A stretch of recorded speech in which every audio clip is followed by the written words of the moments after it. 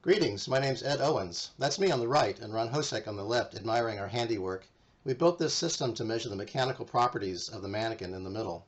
In this talk, I'll be describing a recent test of that system. We're currently looking at the mechanical properties of the mannequin using the posterior-to-anterior stiffness test on the lumbar spine.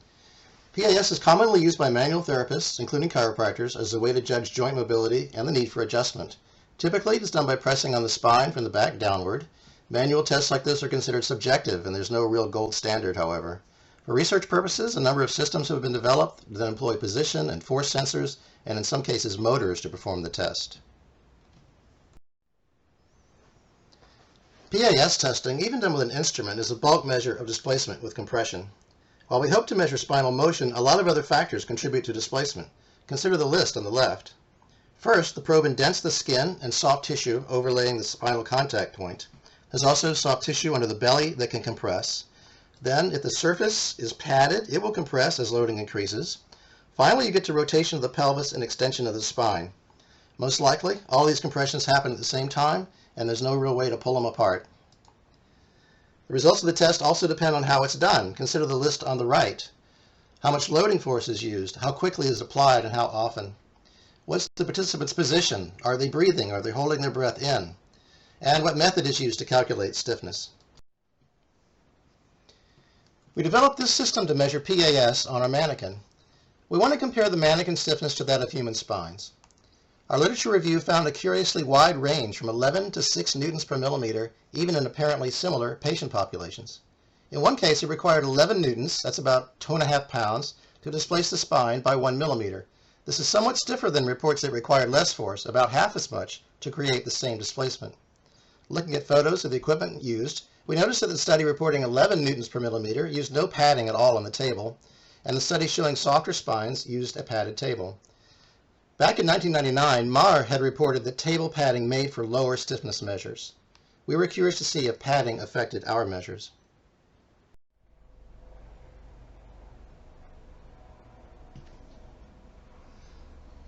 I've mentioned the adjusting mannequin a couple of times already. Here's a better photo of it. As an inert test subject, it offers several advantages over humans. It has individually movable vertebrae that are easy to palpate. There's an elastic, lifelike silicone skin and gel-like simulated soft tissue. There are pressure sensors attached to the vertebra that make it easy to locate specific spinal levels. It seems to recover nicely after testing and does not change properties over time, so results are repeatable. Most importantly, it does not breathe or flinch in the middle of the test, and it doesn't complain after repeated testing and long sessions. We've given several presentations already about the mannequin's development and results of stiffness testing on individual sections. Those references are listed below.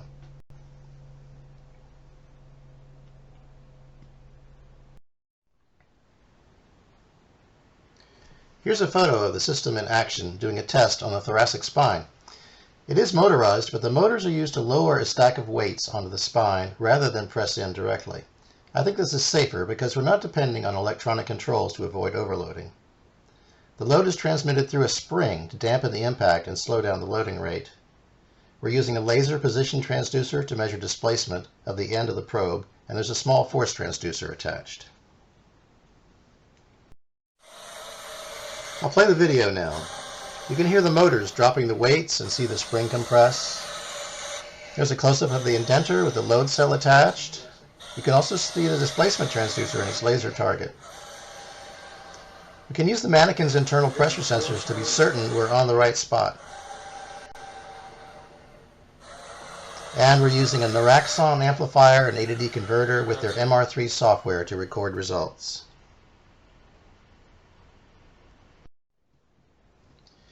For our experiment, we applied cycles of 75 Newton loads, that's about 17 pounds, onto the spinous process at L3 of the mannequin. We had 3 padding conditions: a thin foam pad, a thicker, dense, upholstered pad, and the hardwood surface. The plot on the left is an example of the force and displacement traces over time. The loading is quite smooth and linear. We performed 5 cycles per test. Each cycle took about 5 seconds. You can see evidence of creep, particularly in the way that the position doesn't snap back to its original baseline after the load is removed. On the right, we plotted load versus displacement. You can see that the relationship is nonlinear. following an increasingly steep curve. Also, you can see the creep behavior again in that the unloading part of the curve on the right of each loop doesn't exactly follow the loading curve. That's evidence of hysteresis. Human tissues also exhibit this nonlinear viscoelastic behavior. We measured stiffness as the slope of the force displacement curve in the region between 50 and 70 newtons. That's the black square. You can see that the relationship is most linear in that region of the curve. We did 2 runs of each padding condition on the same mannequin. We omitted the first cycle of each test from the analysis. It seemed most different from the other 4, so that gave us 8 stiffness measures per condition. We averaged those to create this table on the left. The results clearly show that stiffness did vary with padding.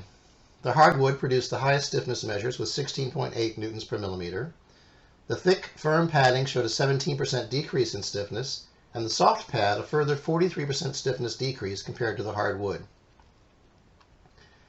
It's curious to see that the rates of loading also vary with padding. That is to be expected, actually, with our loading scheme. Even though the platform is lowering the weights at the same rate each time, and the load level is consistent, the load increases more quickly for the stiffer conditions, and the displacement increases less quickly since there's less of it. The loading rate is most likely to affect measures of viscoelasticity, but we don't expect it to have affected our stiffness results significantly.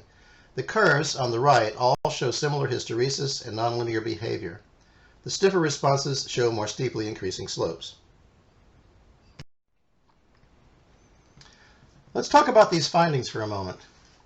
Marr, Latimer, and Holland did a similar study testing human spines in 1999, following up on an earlier study by Latimer. They found that padding produced a 22% decrease in the measured stiffness in the lumbar spine. That was the average difference, and it varied between different subjects. They described a simple model of the system using 2 springs in series. The overall stiffness, called K overall, is due to the relative contributions of the subject and the padding. Watch out now, there's going to be some math here. When springs are in series, their combined effect is based on their inverse, as shown in the top equation. If you rearrange the terms, you get the bottom equation. So, K overall is the thing you can measure, and K subject is the thing you want to know. It turns out the relationship depends on the ratio of the stiffness between the subject and the padding, that lower term in the corner there. In fact, if the padding stiffness is very large or infinite like you would have with a solid wood surface, then the ratio term goes to 0 and the overall stiffness is equal to the subject stiffness. When the padding, though, is as soft or softer than the subject, there's a more dramatic effect, always to make the apparent stiffness of the subject lower. To make matters worse, it's hard to predict how much the padding will contribute because people with different body compositions will pre-compress the padding differently.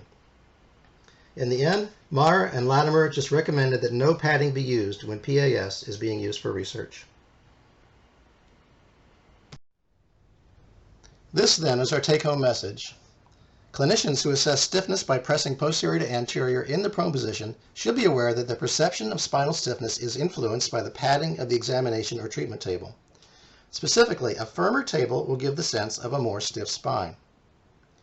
Since padding can confound comparison between studies, for clinical researchers, we recommend either that no padding be used, or if it is, that it be well described. Descriptions should include the thickness of the pad, the density of the foam, and whether it is compressed or not by upholstery. Thanks for your attention.